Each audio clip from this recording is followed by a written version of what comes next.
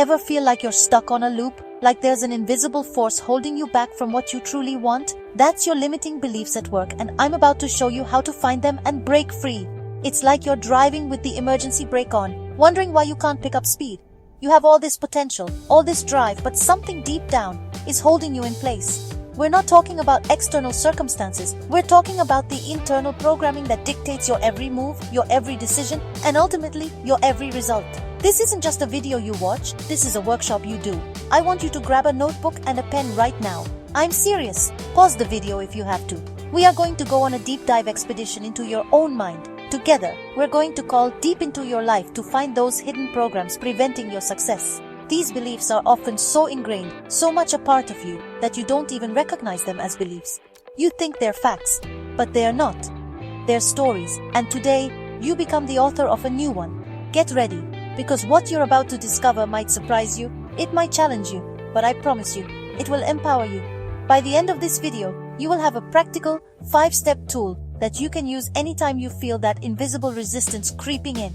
You'll have the key to unlock those chains you didn't even know you were wearing. So take a deep breath, get that pen ready, and let's begin the work of setting you free. Are you ready? Let's do this. Alright, step 1 is all about getting real with yourself. No sugarcoating, no pretending everything is fine when it's not. I want you to look at your life with honesty and compassion. In that notebook, I want you to create a list. Title it, My Stuck Spots. Now, under that heading, write down every single area of your life where you feel stagnant, frustrated, or like you're hitting a wall. This could be anything. Don't censor yourself, just let it flow onto the page. You are simply taking inventory of what is right now. Think about the major categories of life. How's your career? Do you keep getting passed over for promotions? Or maybe you can't even bring yourself to apply for the job you really want? Maybe you keep sabotaging job interviews right at the final hurdle. Write it down. How about your finances? Are you constantly in a cycle of debt? Or you just can't seem to save money no matter how hard you try? Does the idea of looking at your bank account fill you with dread? Put it on the list. Let's not forget relationships. Are you attracting the same type of person over and over again? Or maybe you push people away the moment they get too close. And what about your personal growth, your health, your creativity? That book you've been meaning to write for 5 years? The marathon you want to run but never start training for? These are the clues. These stuck spots are the symptoms of a deeper issue. They are the blinking red lights on the dashboard of your life, telling you that something under the hood needs your attention. So be thorough, be brave, get it all out on paper. This list isn't a judgment, it's a map that's going to lead us to the treasure. Pause the video and do this now. Okay, you have your list. That was the first courageous step. Now we're going to go deeper. This next step is simple, but it is profoundly powerful. For each stuck spot you wrote down, I want you to ask yourself one question. Why? And you're not going to ask it just once. You're going to ask it at least 3 to 5 times, like a curious child who won't take a surface-level answer. You are going to drill down, layer by layer, until you hit the bedrock of the belief. This is how you bypass the logical, protective part of your brain and get to the real emotional core. Let's walk through an example together. Let's take that one from your list. I keep sabotaging job interviews. Great. Now ask the question, why? Write down the first thing that comes to mind. Because I get nervous and say something stupid. Okay, that's the first layer. Now ask again, why do you get nervous and say something stupid? Because I'm afraid they'll think I'm not good enough for the job. We're getting warmer. Let's go again. Why are you afraid they'll think you're not good enough? Because deep down, I don't feel good enough. Bingo. See how that works? Now let's push it one more time just to be sure. Why don't you feel good enough? And maybe the answer that surfaces is something like, because my parents always said I wasn't smart enough, or because I failed a big exam in college and never got over it. That right there, that's not just a feeling anymore. That is the root of a belief that has been running a program in your subconscious for years, maybe even decades. Now it's your turn. Go to your list. For every single item, start digging with your why shovel. Don't rush this. Let the answers surprise you. Pause here and do the work. Now that you've done the digging for each of your stuck spots, I want you to take a step back and look at all those why answers you've written down. Just spread them out in front of you. What you're looking at is a collection of raw data from your own subconscious mind. Your job now is to become a detective. You're looking for patterns, for repeated phrases, for common themes that weave through different areas of your life. This is where the magic happens, because you start to see that it's not 10 different problems. It's often 1 or 2 core problems wearing 10 different masks. Do you see the same words popping up again and again? Words like not enough, unworthy, unsafe, unlovable, stupid, or I can't. Maybe your financial struggles and your relationship issues both lead back to a core belief that says, I don't deserve good things. Or perhaps your career stagnation and your fear of public speaking both stem from a hidden belief that what I have to say doesn't matter. These are your core limiting beliefs. They are the invisible scripts that have been directing your life from behind the curtain. Recognizing them is a huge moment of liberation. It's like finally seeing the puppeteer who's been pulling your strings. You realize you're not just bad with money or awkward in relationships. No, you are a capable, amazing human being who has been operating under the influence of a faulty, outdated belief system. These beliefs are not facts. They are conclusions you drew from past experiences, often as a child, to make sense of the world and to protect yourself. But that protection has now become a prison. Write these core beliefs down clearly and boldly. For example, core belief, I am not smart enough. Or core belief, I am not worthy of love. So, you've identified the core belief. It's staring you in the face. What do we do now? We put it on trial. Every belief you hold, especially the negative ones, thinks it's the absolute truth. It has built a case for itself over years, collecting tiny snippets of evidence to prove its validity while conveniently ignoring anything that contradicts it.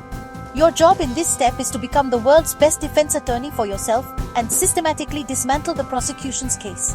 We are going to launch an evidence challenge. Underneath that core limiting belief you wrote down, I want you to draw a line and write a new heading, evidence that this is a lie. Now, your mission is to actively search your entire life's memory bank for proof that this belief is false. You have to be relentless. Your brain will resist this. It will want to stick to the old familiar story. You have to push past that. So, for example, if your belief is I'm not smart enough, you start searching. Your parents said you weren't smart? Okay, but what about that time you aced a difficult test? Or the time you learned a new skill for a hobby? Think about it. What's a time you were smart? What have you learned since then that proves you are capable of learning? Did you figure out how to assemble that complicated piece of furniture? Did you help a friend solve a complex problem? Did you learn a new language? Or a new software? Or how to cook a new recipe? No piece of evidence is too small. Write it all down. You are building a new case file. You are flooding your mind with counter evidence, proving to yourself beyond a reasonable doubt that the old belief is nothing but a story that is no longer true. This is the final and most transformative step.